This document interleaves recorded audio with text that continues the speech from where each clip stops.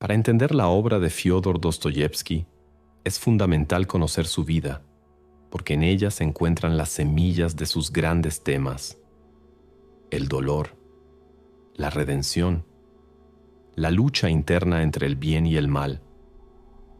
Su existencia no fue simplemente una sucesión de eventos difíciles, sino una verdadera prueba de resistencia ante la miseria humana.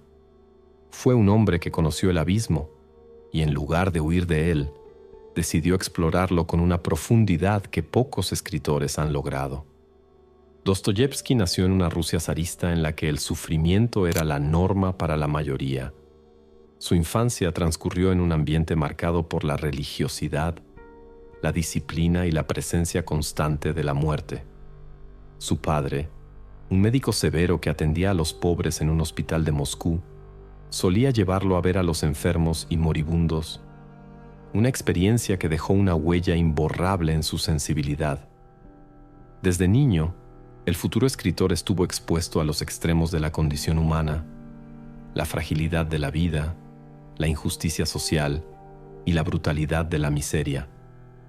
A los 16 años, su madre murió de tuberculosis y poco después su padre fue asesinado en circunstancias misteriosas, posiblemente por los propios siervos que trabajaban en sus tierras.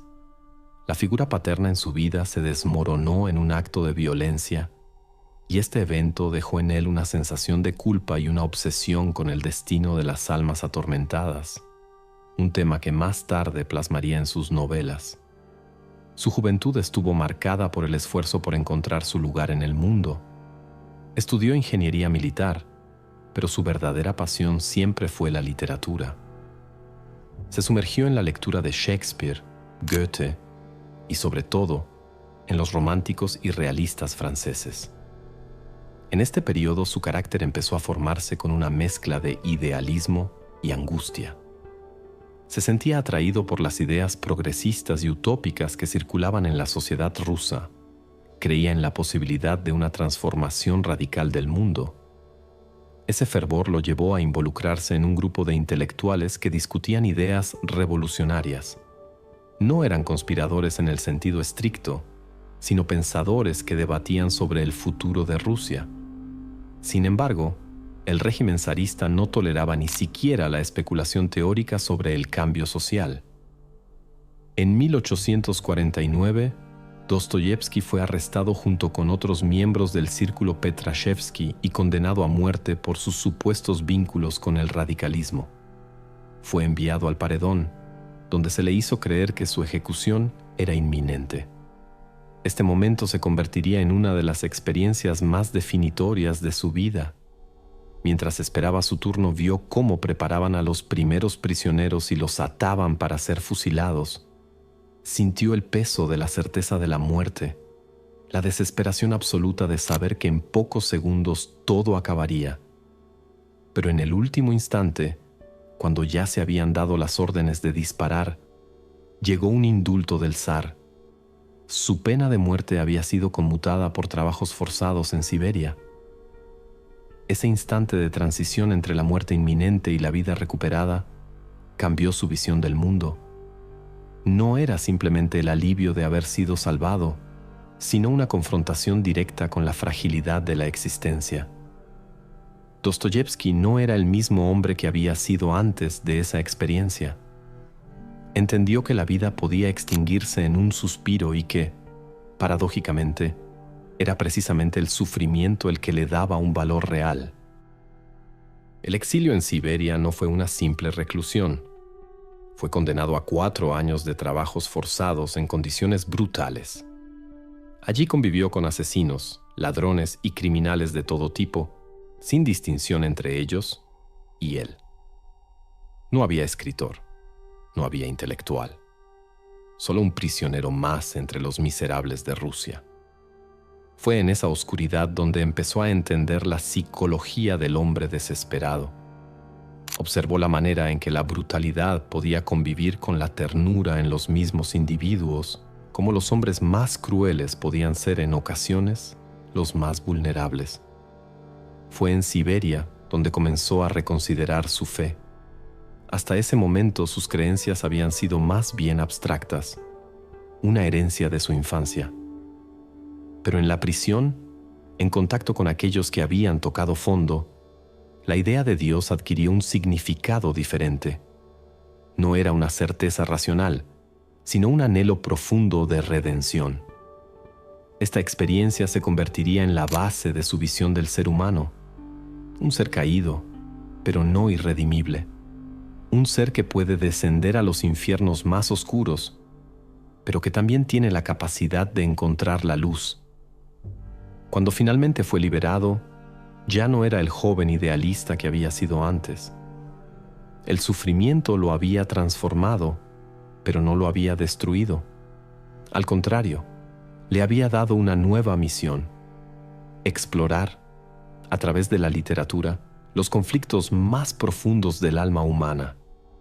A partir de ese momento, sus novelas no serían meras narraciones, sino disecciones del espíritu. Dostoyevski no escribía para entretener, sino para revelar lo que se esconde en los rincones más oscuros de la psique. Su regreso a la sociedad no fue fácil. Era un hombre marcado, tanto física como emocionalmente. Sufría crisis epilépticas, una enfermedad que también le dejó una huella en su escritura. Sus personajes más complejos, como el príncipe Mishkin en El idiota, llevarían consigo esa misma condición, reflejando su lucha con la fragilidad de la mente y el cuerpo. A pesar de las dificultades, Dostoyevski encontró en la escritura la única forma de darle sentido a su existencia. Su literatura se convirtió en su forma de procesar su sufrimiento, pero también en su manera de ofrecer al mundo una verdad que pocos estaban dispuestos a aceptar: que la vida es una batalla constante entre la luz y la oscuridad, que el ser humano es capaz de los actos más horribles y de los gestos más sublimes. Con cada novela exploraría esa dualidad, pero siempre con la convicción de que el sufrimiento no era un castigo sin sentido. En sus obras, el dolor es el gran revelador, el fuego que purifica y expone la verdad. No hay redención sin sufrimiento, no hay transformación sin haber tocado fondo. Esta idea se convertiría en el corazón de su literatura y en la clave para entender el impacto que sus libros siguen teniendo hasta hoy. Dostoyevski no concebía al ser humano como una criatura simple, guiada por principios claros de moralidad o lógica. Su visión era mucho más profunda y conflictiva.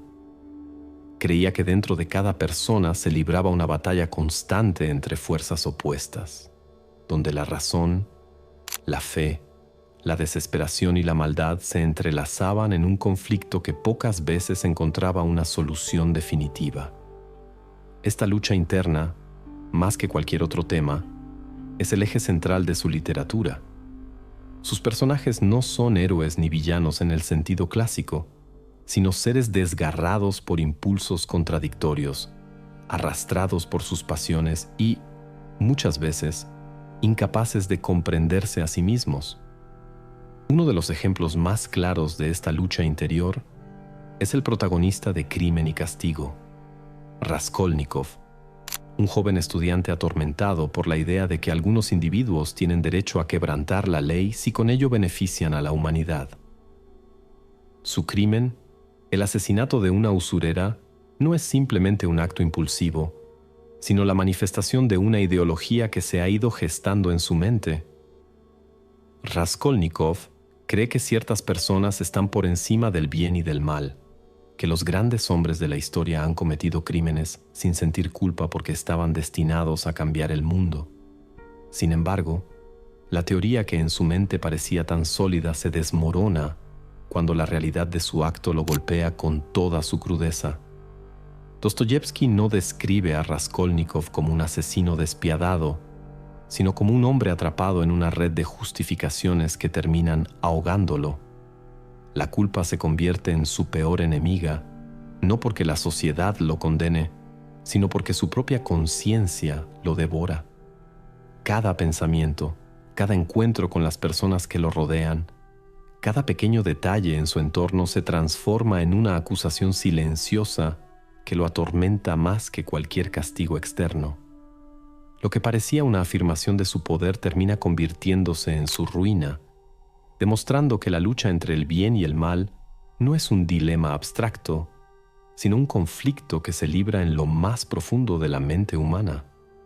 En Memorias del Subsuelo, la lucha moral se presenta de una manera distinta, pero igual de intensa. El narrador de la historia es un hombre que rechaza tanto a la sociedad como a sí mismo. No busca la redención ni intenta justificar sus actos, sino que se deleita en su propia miseria. Es un personaje que representa el extremo de la autoconciencia, alguien que analiza cada uno de sus impulsos hasta el punto de paralizarse por completo. Su sufrimiento no proviene de una acción concreta, como en el caso de Raskolnikov, sino de la incapacidad de reconciliarse consigo mismo. Es un hombre que odia el mundo, pero al mismo tiempo anhela ser aceptado por él. Detesta a los demás, pero sufre por su aislamiento. Dostoyevski utiliza este personaje para exponer la contradicción inherente al pensamiento humano. A diferencia de los racionalistas de su época, que creían en la posibilidad de construir una sociedad basada en la lógica y el progreso, él mostraba que el hombre no es un ser completamente racional. Siempre hay algo en su interior que se resiste a las explicaciones fáciles, un impulso destructivo que lo lleva a actuar en contra de su propio bienestar. En Memorias del Subsuelo, este impulso se manifiesta en la forma de autodesprecio, pero en otras obras aparece como violencia, locura o fanatismo. Uno de los dilemas más poderosos que Dostoyevski plantea en sus novelas es el del libre albedrío. ¿Hasta qué punto somos responsables de nuestros actos? ¿Existe realmente una elección entre el bien y el mal? ¿O nuestras decisiones están determinadas por fuerzas que escapan a nuestro control? En Los demonios, explora cómo las ideas pueden apoderarse de los hombres hasta el punto de convertirlos en marionetas. Los personajes de esta novela están dominados por ideologías que los llevan a cometer actos atroces, convencidos de que están sirviendo a una causa superior. Sin embargo, en lugar de encontrar la verdad que buscan, terminan destruyéndose a sí mismos y a quienes los rodean. En Los hermanos Karamazov, Dostoyevski lleva esta exploración a su punto más alto. Iván Karamazov, el hermano intelectual y escéptico, plantea una de las preguntas más desgarradoras de la literatura. Si Dios no existe, ¿todo está permitido? Para él, la existencia del sufrimiento, especialmente el de los niños inocentes, es una prueba de que un Dios benevolente no puede existir.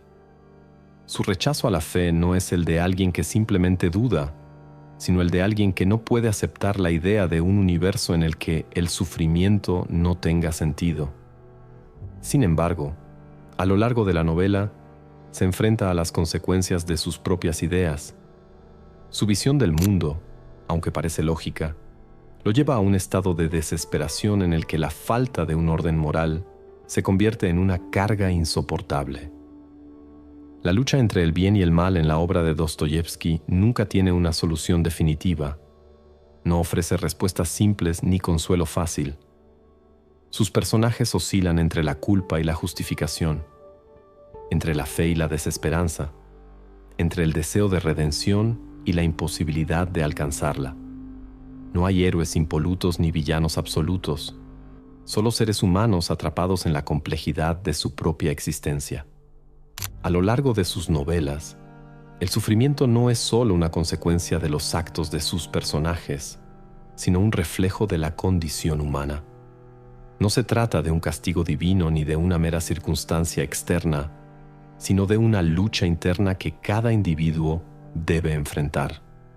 Dostoyevski nos muestra que el bien y el mal no son fuerzas separadas, sino aspectos inseparables de la naturaleza humana, en constante conflicto dentro de cada uno de nosotros. Si hay un tema que recorre toda la obra de Dostoyevski, es la posibilidad de redención. Sus personajes no solo enfrentan el sufrimiento y la lucha interna entre el bien y el mal, sino que también buscan desesperadamente un sentido, una salida al caos de sus propias mentes. En su mundo literario, El dolor no es solo una carga, sino también una oportunidad para transformarse. Sin embargo, esta redención no se da de manera simple ni garantizada. No es una recompensa automática, ni un destino seguro. Es un proceso tortuoso, lleno de dudas, fracasos y renuncias, donde cada individuo debe enfrentar la verdad más profunda de su propia existencia.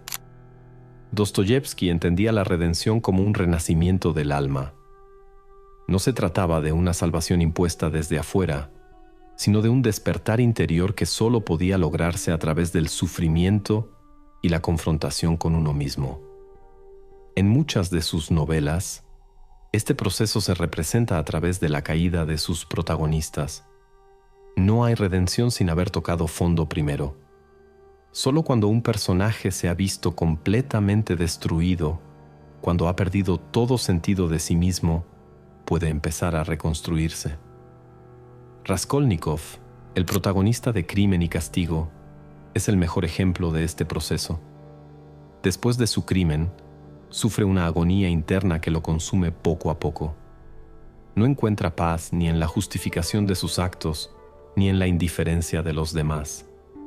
Lo persigue un tormento que no puede explicar del todo, una angustia que lo aísla del mundo.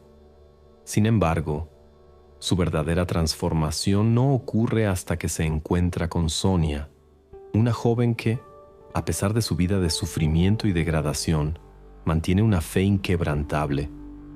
No es la lógica ni la ley lo que lleva a Raskolnikov a confesar, sino la presencia de alguien que le muestra que el amor y la compasión pueden existir incluso en medio del dolor. En este encuentro, Dostoyevski sugiere que la redención no es un proceso individual, sino que requiere la presencia del otro. No se trata solo de encontrar un sentido personal, sino de conectar con alguien más, de aceptar la posibilidad del amor y la misericordia. En Los hermanos Karamazov, la redención se presenta de manera aún más compleja. Mientras Iván lucha con la idea de un mundo sin Dios, su hermano Alyosha representa la posibilidad de encontrar sentido en la fe y en la compasión. No es una fe ciega ni una aceptación pasiva del sufrimiento, sino una elección consciente de encontrar belleza y significado en la vida, a pesar de la oscuridad que la rodea. Alyosha no es un personaje idealizado, sino alguien que también enfrenta dudas y angustias, pero que decide seguir adelante con esperanza. En su historia, Dostoyevski muestra que la redención no es una certeza absoluta, sino un camino que se elige cada día, en cada acto de bondad, en cada decisión de no rendirse ante el cinismo o la desesperación. El concepto de redención en la obra de Dostoyevski no está ligado únicamente a la fe religiosa, aunque ésta juega un papel importante en sus novelas. Más que una cuestión teológica, es una cuestión existencial. La redención no significa simplemente ser perdonado, sino transformar el propio ser. Es reconocer la propia miseria y aún así, elegir avanzar. Es aceptar el sufrimiento no como un castigo, sino como una oportunidad para descubrir una verdad más profunda. Dostoyevski nunca presenta la redención como un destino fijo o un estado permanente. No es un logro que se obtiene y se mantiene sin esfuerzo. Es una lucha constante, una búsqueda que nunca termina del todo. Sus personajes pueden encontrar momentos de claridad, pero nunca están completamente libres de la posibilidad de caer de nuevo. En su visión del mundo, la vida es un equilibrio frágil entre la oscuridad y la luz, y cada persona debe enfrentar ese dilema de manera individual. En sus últimos años, Dostoyevski reflejó esta misma visión en su propia vida. A pesar de las dificultades que enfrentó, nunca dejó de escribir, nunca dejó de buscar respuestas a las preguntas que lo atormentaban. Su literatura no ofrece soluciones definitivas, pero sí una dirección, una posibilidad de encontrar sentido en medio del caos. En sus novelas, la redención no es un regalo divino ni una construcción filosófica abstracta, sino una decisión que cada ser humano debe tomar por sí mismo. Dostoyevski no escribió para ofrecer respuestas fáciles ni para consolar a sus lectores con ilusiones vacías. Sus novelas nos obligan a mirar de frente la complejidad de la existencia, a aceptar que el ser humano es un ser contradictorio, capaz de la mayor bondad y de la peor crueldad. Su genialidad radica en haber capturado con precisión la lucha interna que define a cada individuo, el constante enfrentamiento entre el deseo de trascender y las cadenas de la propia naturaleza. A través de sus personajes nos muestra que el sufrimiento no es solo una condena, sino también una vía de transformación. Nos enfrenta con la realidad de que la conciencia puede ser un peso insoportable, pero que al mismo tiempo es lo único que nos permite comprendernos y redimirnos. No hay vida sin conflicto, no hay crecimiento sin dolor.